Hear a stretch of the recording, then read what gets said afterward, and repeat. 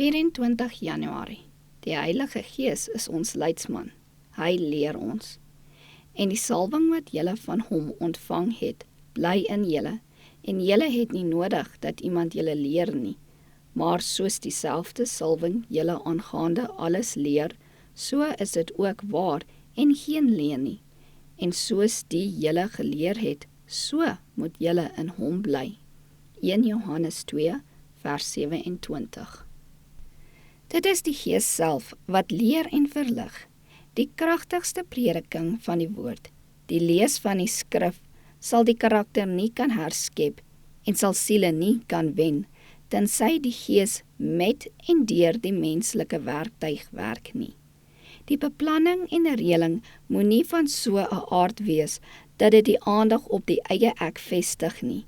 Die woord is 'n mag, 'n swaard in die hande van die mens, maar dit is die Heilige Gees wat die gemoed met sy lewende krag beïndruk, en hulle sal almal deur God geleer wees. Dit is God wat maak dat die lig harte binnestraal. Die rede waarom God so min vir ons kan doen, is dat ons vergeet dat die lewende deeg in die Heilige Gees met die menslike werktuig moet saamspan.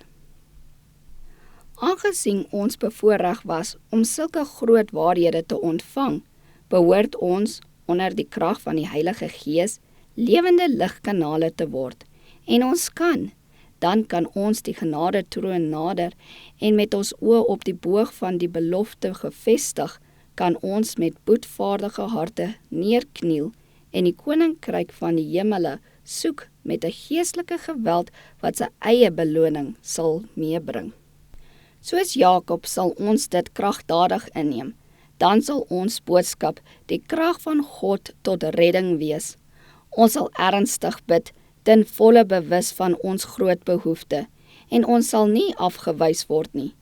Die waarheid sal in ons lewens en karakters gesien word, en ons sal dit spreek met lippe wat aangeraak is met die lewende kool van Gods altaar.